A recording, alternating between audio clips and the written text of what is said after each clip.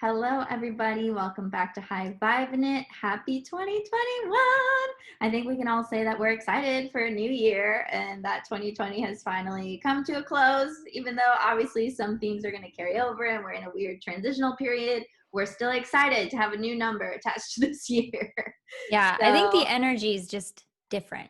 Yeah. Anytime you start a week, start a month, start a year, there's a different energy attached to it. So that's what I'm celebrating. Let's bring in the fresh. Yeah, it's symbolic and we can use it as such to create new cycles and new visions and new manifestations in our life. And today we have a really awesome, very special guest. She's a women's transformational coach and her name is Petia, and she is going to be talking to us today about, well, you're just going to have to listen to see, but basically It's going to be an empowering episode for all of our ladies out there, really anyone who's into empowerment. You don't have to be a woman to listen to this show. It just so happens that most of the people who listen are. But yeah, we're really excited to be here with you guys. Another year, another fabulous episode of empowerment. So Petia, thanks for being here. Super excited to be here, and we are already like vibing so high. Like, hey, let's start recording, okay? Yeah, we were having such good conversations before we hit the record button. We were like, we need to put this on pause and we need to start again and just get going because we don't want to miss the juicy stuff for all you guys. Yeah. Absolutely. And I love what you said about like the new starts, right? It's like this knowingness that something you can start, and it's not like you have to wait for Monday or New Year's or the bikini season, right, to get your stuff together. But it's really the inflow of intentions. You know, I learned along my journey that the intentions are so powerful versus having expectations or goals. Because sometimes when we have expectations or goals, it can get overwhelming and then you feel guilty or ashamed if you don't hit the mark. But when you have the intention, that's when it's really easy to come into the achievement, because it's not one straight way how to get it. You have the intention and then you will create the way. Yeah, because I found like intentions are much more broad. And for me, at least, my version of an intention would be like, I intend to be this way. Not so much I intend to do this thing by this date. That would be like the goal, right? Which could be under the intention. So if my intention was like, I intend to create beauty and experience beauty everywhere I go and everywhere I am, then my goals under that would be like, I intend to buy a beautiful house. I intend to go to luxurious hotels, or I want to do this on this date or whatever. And that's, to me, is the difference. What's the difference for you? I'd love to hear your definition. Yeah, so the intention is really more about being than doing, like you mentioned. But also there is intention that it's a little bit more like narrower. Like my intention is to host 4 retreats this year. You know, my intention is to spend more time with family, and then you look like, what would it look like? But I feel that intention allows us to not only be, but bring in the feelings, bring in the emotions. Like, what is the essence of your true desires? Because my intention is to get married this year. So we are planning our wedding on, and you know, up until now, it's nowhere official. So it's like basically saying it with you girls official. You heard it here first, guys. Ringing in the news. But my intention is, you know, to get married next year, and then all the puzzle pieces will just like come in together. Because I remember when I try in my past to control everything and micromanage everything and do it all, it doesn't work. Like mentally and physically, I was burned out. I was always sick. I was always tired. So right now, where I'm in my life and my business, I use intention, and we set intentions before anything we do with my boyfriend. So we do it in the morning when we are drinking our 30 ounces of celery juice. We do it before we leave the car. We sit in the car, we hold hands. It's like, okay, what's our intention for this meeting? Even when we just do a silly groceries, what's our intention? Because it's so easy to get caught up and overwhelmed with everything that is going on. So we come into the present moment and ask, what is our intention? What is my intention for the following segment of my life? That's wonderful. I want to do that next time I go to the grocery store. I love that you do it together. Little Yeah. co-creators. So fun.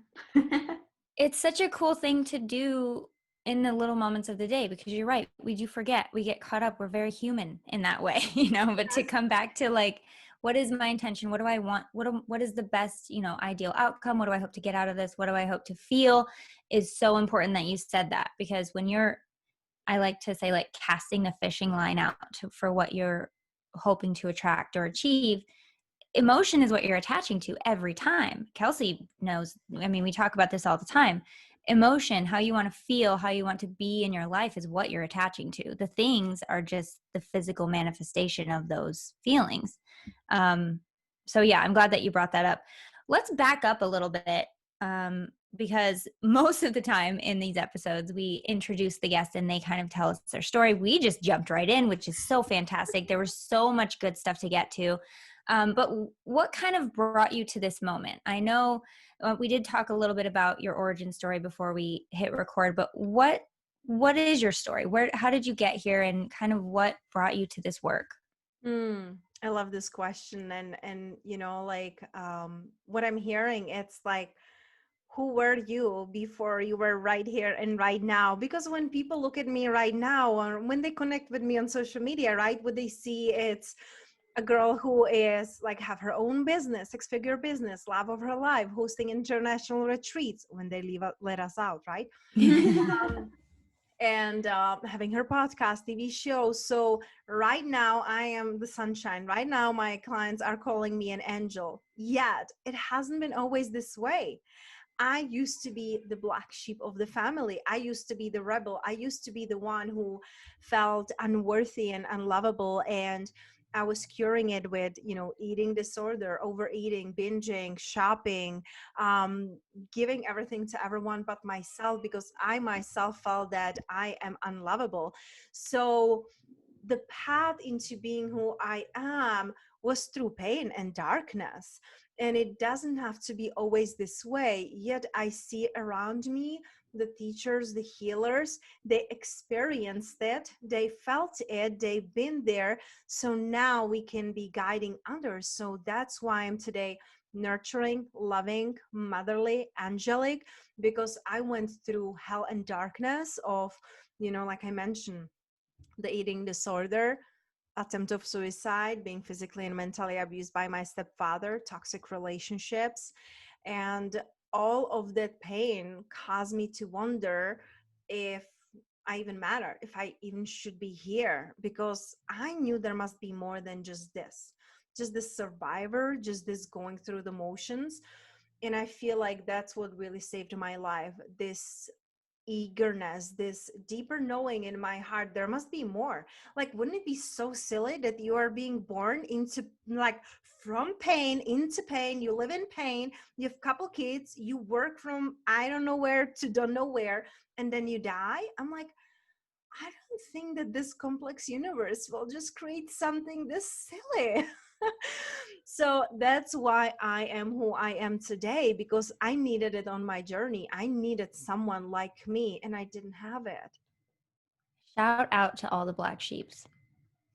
Honestly. And everyone who's been through pain and used it everyone to who's been through pain. Something beautiful, which I really like your story. And I love how you said, how silly would it be if we just came here to be miserable? Because that's literally been my thought in my most like hard moments and like periods where it was really elongated suffering. I was like, what is this? Like, there's got to be more to this than just suffering and misery. Like, how could we just come here to be miserable? Like, this makes no sense. Like, the universe is not ridiculous. Like, come on, people. So I think that is a really beneficial perspective to take on when you're in that zone, because then you are open to more and different and better. And that openness is really what creates like that little sliver for the light to come in. You're like, oh, actually it can be enjoyable. Actually it can be fun. Actually it can be expansive and feel good. And it doesn't have to be heavy all the time and hard. And sometimes it does, but not always. We gotta have it all.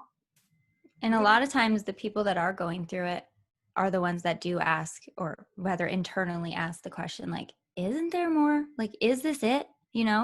I always knew, like, from a young age, like, I was not supposed to stay where I was born. I knew it. I knew it.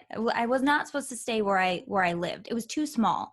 Even as like a middle schooler, high schooler, I was like, I can't wait to get out of here. Like that was always my, like that I don't belong here.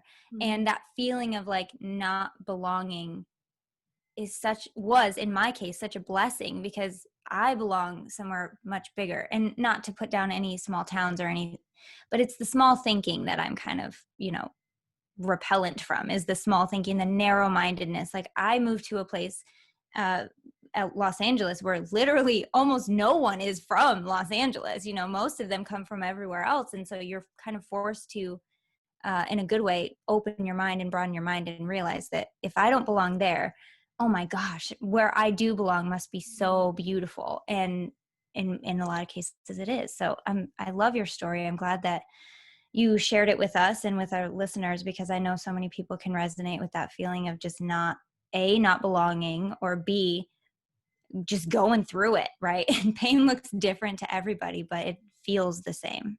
Yeah.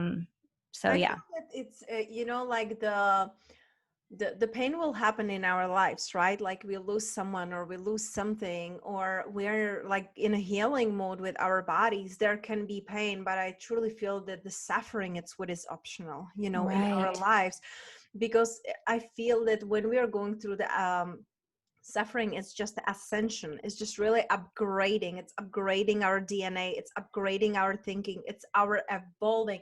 Just think about it. It's like you're outgrowing your body, and sometimes it hurts, and sometimes you gotta let go people and opportunities. And I feel that when you realize that you don't have to suffer through life, that's very empowering. There's no prize at the end for suffering. There's a saying that I heard a long time ago, and I adopted it, and there's no brownie points for suffering. No one's going to be like, who suffered the most? You get a special treat. Like, it's just not a thing. So why are we doing it to ourselves? Why are we doing it? So we have so much to talk about. There's so many areas and directions that we could go in, but let's, I guess, start with fresh year, fresh intentions. How do we make the most out of this year? Like, where can we start to bring in that confidence? Because I know you work a lot with confidence and clarity and strategies and all these things to really make your life as good as it can be. Where do we start? I know it's a big question. It's a huge question. I can be like ABCD and let's go. Yeah. That's right. But I truly believe it all starts with you, no matter what. Like, clarity gives you confidence, and confidence gives you courage to go for your things, your desires, the fulfillment in your life, and achieving what is really true to you. Because you can just go and check off all the list, like I've done it all the right way later on, right? Like I went to the school, I got married, all these things.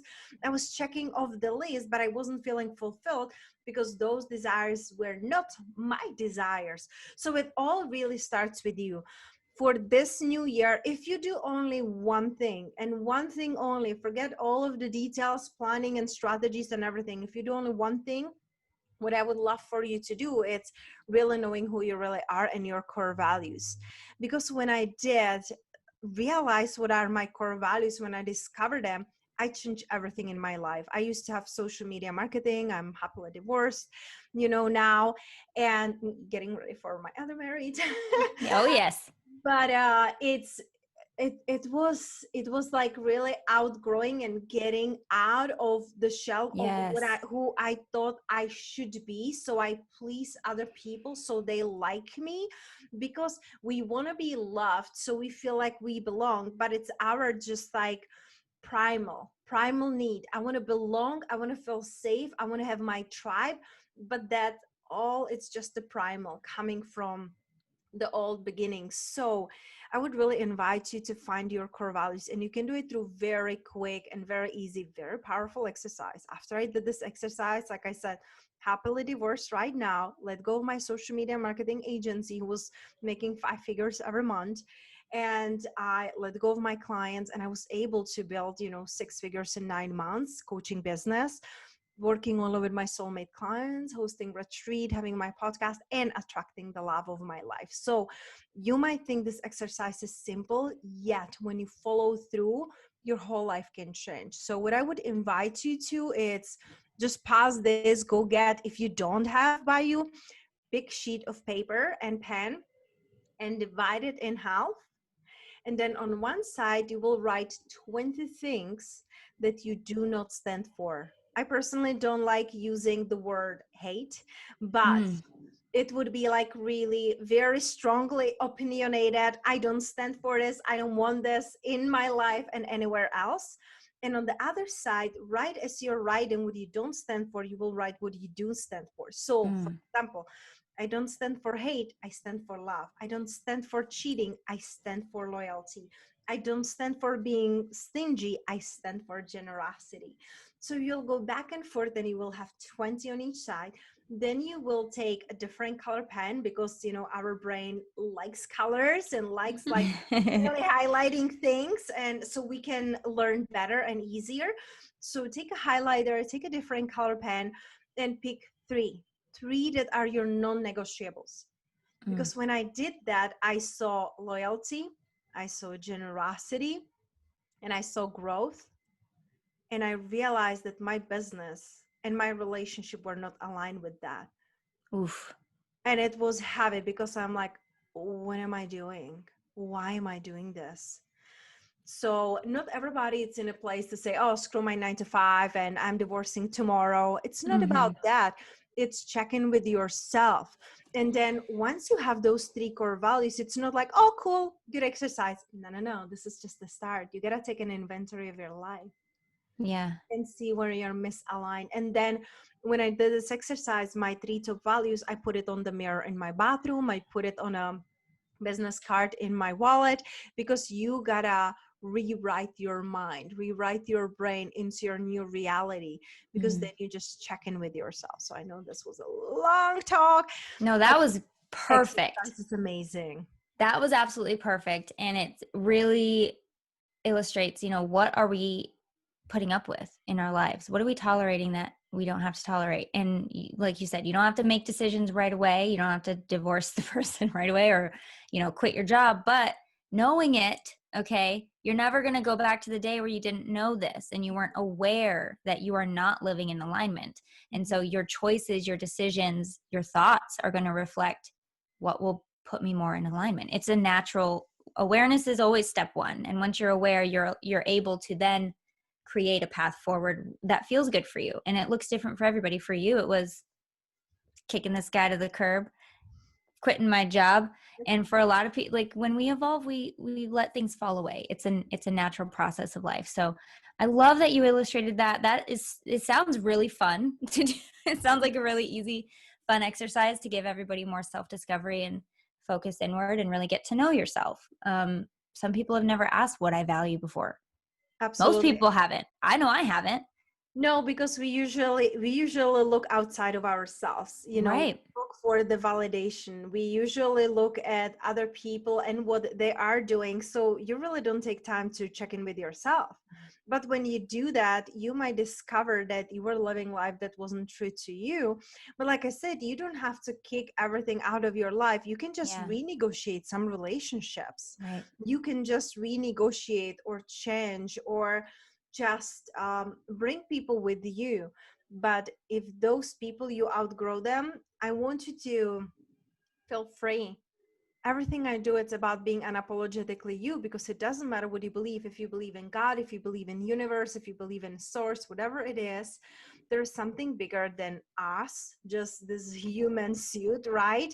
Because like I said, again, that would be silly. We come here, we are here for, 50 or 100 years, and then we die and that's it. Like, I don't know, it's kind of like too short and too lame for how beautiful and vast universe is. So I think it's really important to really realizing, and this is something that really helped me on my journey. I created this mantra: you're perfectly made for your purpose. This is something that it's going to give you the confidence and courage. So once you know your core values, once you know what is really important to you, once you take an inventory of your life, then you will feel more courageous. This is what is really going to give you confidence, knowing who you are. Let's say, for example, I don't drink alcohol. I used to be a huge wine lover. Like, oh my God, like it's like instead of water, I would drink wine. Oh my gosh. Not like that much, but right. I'm from Moravia, from Czech Republic, and there are wineries everywhere. So imagine Napa, right? For our listeners or friends, it's like I grew up like that. So every lunch, every dinner, you have one glass of wine, and it's normal. But then I realized that I needed it to calm down. I needed it to relax my day, and I don't want to be needing things. So now I just don't drink alcohol. Last year we became vegans. I was vegetarian. I quit smoking, I think like a million years ago, but like probably 12 years ago, 11 years ago, but all those things. So if you come to me today and you're like, hey, do you want a cigarette? I'm like, no, I don't smoke. Do you want to go to steak restaurant? Well, I could pick something there, but no, I don't eat steak, right? So for me, it saves my energy because I know who I am and what I am doing, instead of people pleasing and let me go and eat steak with you. Let me go smoke with you. Let me go get drunk with you. I don't need that. It eases your decision making. And that's why you're feeling exhausted. That's why you're feeling frustrated and resentful, because you're not true to who you really are and who you are. It's changing. I wasn't vegan 2 years ago. I wasn't non-smoker 15 years ago. So give yourself permission to evolve. And then whoever wants to support it will. Who doesn't, not your people anymore. It's amazing how simple life really gets when you start making decisions based on you and not everyone else. Because you'll exhaust yourself trying to figure out, oh, what are they going to think if I do this? What are they going to think if I do this? There's so many ways I could answer this question. What are they going to think with each answer? Rather than, how am I feeling? What do I want? How would this make me feel if I did versus didn't? It's way simpler. I'm all for simple. And me too. look, Simplicity and flow, and that's what I love in my business. I'm coming from a place like exactly what you described. I would be like overthinking everything. Where do I park? How do I drive? I had such a bad anxiety driving in the past in Europe. What do I say to people? Should I pick up the phone? Can I text now? Should I wait? Every single freaking decision. I was so exhausted. I guarantee you there are people listening that are like, oh my God, how does she know me? Yep, I know. I'm in your head. That's what my clients always do. Like, how are you in my head? That would be like another episode about human design in my open head. But I just love it. It's so simple, and we are more alike than we're different. So instead of like overthinking and overanalyzing, it goes back into your flow, into trusting yourself, trusting your intuition. And when I speak about feminine, this is not only for women. My boyfriend, he's a coach. He works only with men, but he also is doing this beautiful dance between feminine and masculine, because he can be working for 12 hours straight, like with his head in his three screens, and I'm like, really? So slowing down, trusting your intuition, trusting your feelings, allowing yourself to be connected with Mother Nature. It's so powerful, and it will help you in your life and in your business like nothing else, I can guarantee you. Yeah. So I don't know if if the previous mention of this is going to make it into the episode or not. So let's just pretend like we've never talked about it. You mentioned integrating feminine flow with strategies, with work, with getting your goals achieved. Let's talk about, as you want to explain it, what that is and how we can incorporate it more, and the difference, I guess, between the masculine and the feminine styles. Absolutely. So when you think about it right now, it's everywhere you look. It's like rise, sister, rise, feminine rising. We hear so much about it, and what the heck it really is, right? So we come from hundreds, if not thousands of years of patriarchy, meaning the man is the leader, and the masculine energy, it's about focus. It's about strategy. It's about thinking. It's about planning. It's about putting things into the boxes. It's about clarity. So When I am speaking about masculine and feminine, it's about having it both. We're not living in a world this or that. We're living in a world this and that. What happens is when we are too much in our masculine, we disconnect from the feminine flow. The feminine energy, it's nurturing, it's receiving, it's the slowness, it's the fulfillment, right? So when you imagine mother, think about that. She's nurturing, she's loving, she pauses, she's present. Because the masculine, it's go, go, go, and let's achieve things, which is great in your business. But if you do only go, go, go, go, go, you're disconnected from emotions. You're not observing. Yeah. Absolutely. So I learned to pair the feminine flow, which is slowing down, which is going in within, which is going into your intuition, which is connecting with nature and whatever like suits you, whether it's with plants, flowers, going for, to the mountains with your family. It's really being more connected with the universe and with the nature than being closed in a boxes. Just think about it. Look around yourself, how many boxes you have around you. The pictures, the frame, the room itself, the door, everything is boxes. It's very masculine. The Zoom cameras right now are boxes. Right? I'm in a box. Okay.